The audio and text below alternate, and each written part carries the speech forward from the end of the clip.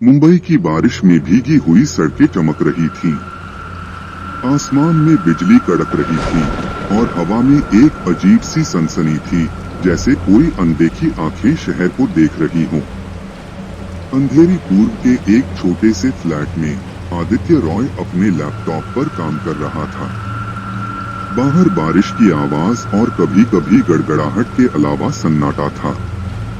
तभी उसके फोन पर अज्ञात नंबर से फोन आया। आदित्य ने फोन उठाया। दूसरी तरफ से कोई बोला, तुम्हारे पास 13 घंटे बचे हैं, वरना वो तुम्हें मार डालेगा। आवाज इतनी धीमी और विकृत थी कि लगा जैसे कोई मशीन बोल रही हो। आदित्य ने फोन काट दिया। उसने सोचा कोई मजाक कर रहा है, लेकिन तभी उसका टीवी अपने आप चालू हो गया। टीवी पर एक न्यूज चैनल था।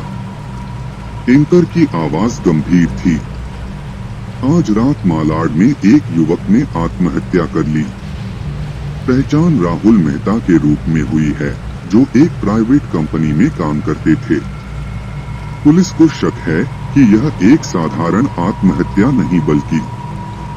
आदित्य का दिल धड़कने लगा। राहुल मेहता, यह नाम उसे जाना पहचाना लगा। फिर उसे याद आया, कल रात राहुल ने उसे कॉल किया था, लेकिन आदित्य ने फोन नहीं उठाया था। उसने अपना कॉल लॉग चेक किया। राहुल का कॉल ठीक 13 घंटे पहले। क्या यह कोई संयोग था? आदित्य के हाथ से फोन गिरने ही वाला था कि अज्ञात नंबर से एक और मैसेज आया। मालाड वेयर हाउस, अकेले आओ, नहीं तो वो मर जाएगी। साथ में एक फोटो अटैच थी, प्रिया की। प्रिया आदित्य की गर्लफ्रेंड है, जो पिछले 2 दिनों से गायब थी। फोटो में वह बंधी हुई थी, उसकी आंखों में डर साफ झलक रहा था। आदित्य का खून सूख गया। यह सच है या कोई मजाक? आदित्य ने तुरंत अपनी बाइक निकाली और मालाड की तरफ भागा। बारिश तेज हो चुकी थी, सड़कें खाली थीं। तभी उसने देखा, एक सफेद कपड़े वाली औरत सड़क के बीच में खड़ी थी।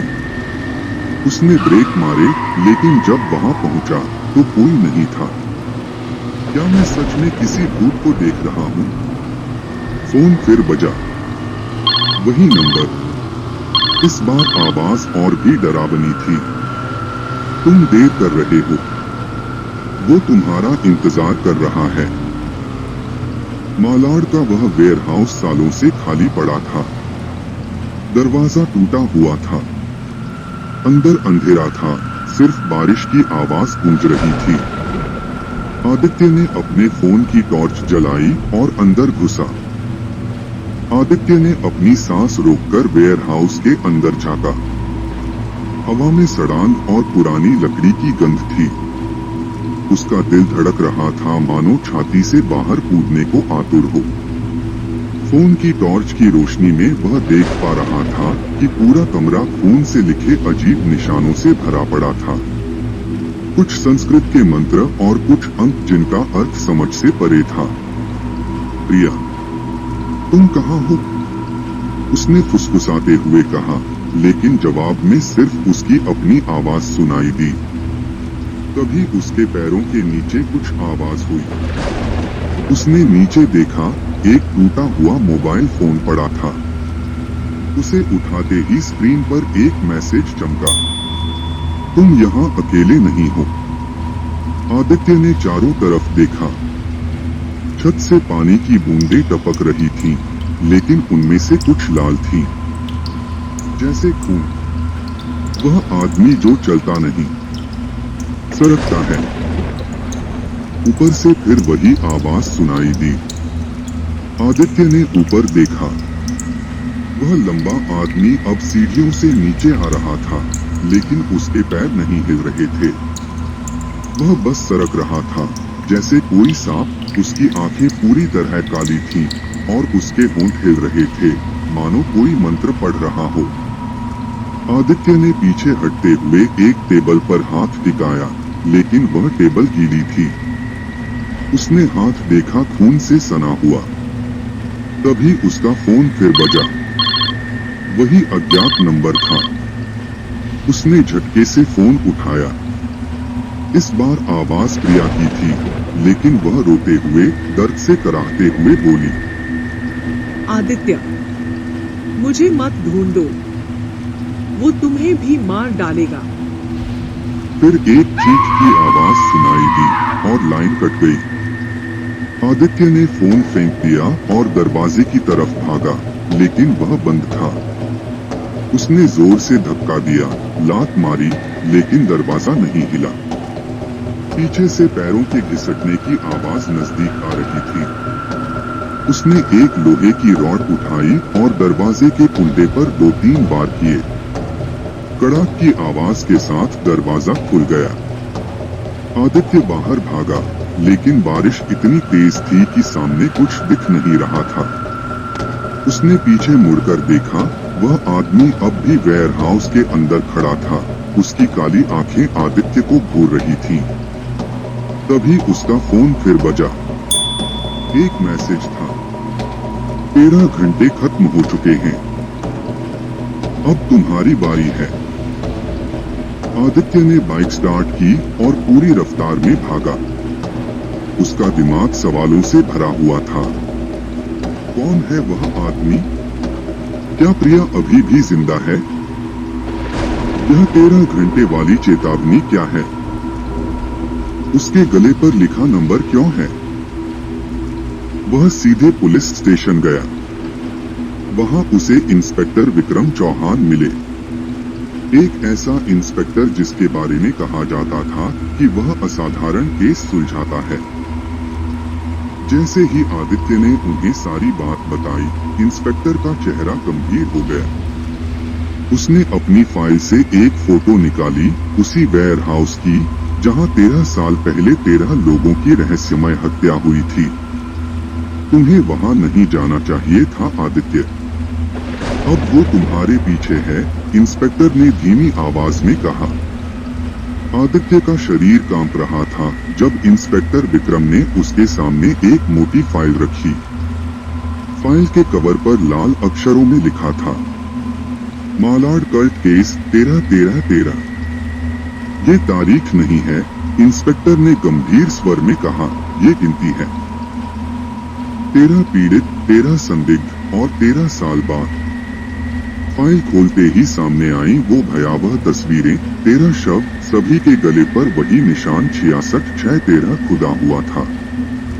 आदित्य की सांसें तेज हो गईं जब उसने देखा कि अंतिम शव के हाथ में एक मोबाइल फोन था, बिल्कुल उसी तरह टूटा हुआ जैसा उसने वेयरहाउस में देखा था।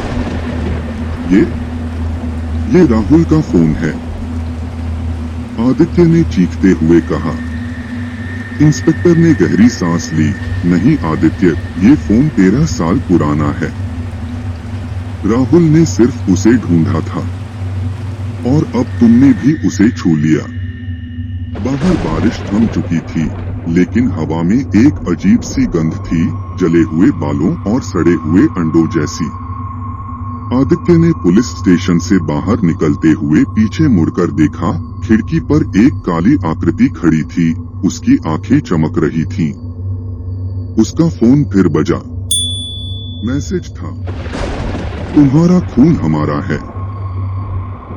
तभी सामने से एक तेज रोशनी आई। एक ब्लैक कार सीधी उसकी तरफ आ रही थी। आदित्य ने झटके से कूदकर अपनी जान बचाई। कार रुकी नहीं, बस गायब हो गई, जैसे वह कभी थी ही नहीं। पास खड़े एक बूढ़े भिखारी ने कांपते हाथों से आदित्य की तरफ इशारा किया, भाग जाओ बेटा, वो तुम्हारे पीछे है, उसने तुम्हें मार्क कर दिया है। भिखारी ने अपनी आस्तीन उठाई, उसकी बाह पर भी वही नंबर था, 66-6-13। घर पहुंचकर आदित्य ने देखा कि उसका लैपटॉप अपने आप चालू हो गया है। स्क्रीन पर एक वीडियो चल रहा था। प्रिया एक अंधेरी कोठरी में बंधी हुई, उसके आंसू काले पड़ चुके थे जैसे खून के आंसू रो रही हो। आदित्य, प्रिया ने कमजोर आवाज में कहा। ये लोग तुम्हारा इंतजार कर रहे हैं। 13 साल से। तुम्हारा जन्मदिन 13 तारीख। वीडियो अचानक बंद हो गया और स्क्रीन पर एक ही शब्द लिखा दिखाई दिया। कल रात 1:13। तुम्हारी बारी। आदित्य ने अपने जन्म प्रमाण पत्र की तरफ देखा। उसका जन्म 13 अक्टूबर को हुआ था। इंस्पेक्टर विक्रम का फोन आया। आदित्य, हमें वेयर हाउस में कुछ मिला है तुम्हारे लिए। एक पुरानी डायरी जिसमें तुम्हारा नाम लिखा है। आदित्य की नजर अपने हाथ पर पड़ी। उसकी कलाई पर एक निशान उभर रहा था, धीरे धीरे साफ होता हुआ। 66-6-13। क्या आदित्य का जन्म उसी दिन हुआ था जब 13 हत्याएं हुई थीं? क्या प्रिया वास्तव में अभी भी जीवित है या वो कोई और है जो उसका रूप धारण किए हुए है? क्या इंस्पेक्टर विक्रम वास्तव में आदित्य की मदद करना चाहते हैं या वो भी इस रहस्य का हिस्सा हैं? तो कहानी में आगे क्या होगा जानना है तो अगले भाग में हमारे साथ बने रहे। आपको कहानी अच्छी लगी हो तो लाइक करें, शेयर करें, सब्सक्राइब करें और कमेंट जरूर करें। आपके कमेंट हमें अच्छी कहानी बनाने के लिए प्रेरित करते हैं। धन्यवाद।